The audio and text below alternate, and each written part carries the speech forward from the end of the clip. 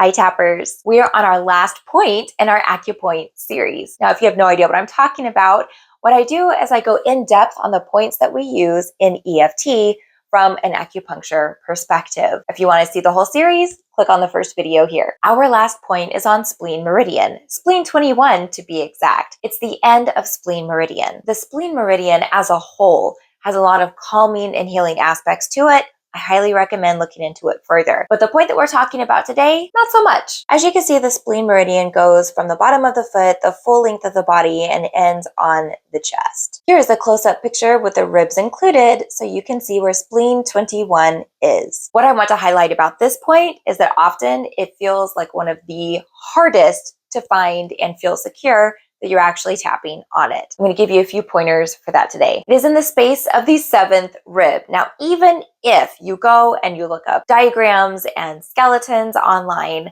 that space, because of the way our rib cages are formed, is here in the front and then curves up on the sides. So even if you find your 7th rib out in front, by the time you go up to the side, it's going to be in a different spot than what you might be thinking. Here's a real easy way to find it. Put your hand in your armpit. Put your finger directly below that hand. Put your hand over your finger. Done. That point is now in the vicinity of this hand.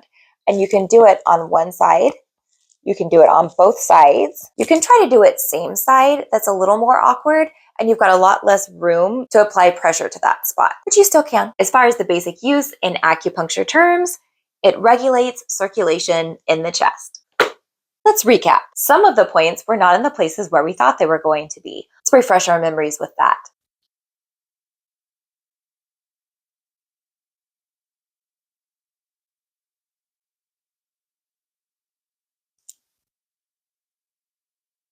All of them have additional benefits, some of them a little bit more extraordinary than others. And thanks again to Deborah Bleeker, who allowed us to use her Acupoint's handbook, images, and words so that we could better understand our Acupoint. I hope this exploration has awakened a curiosity in you.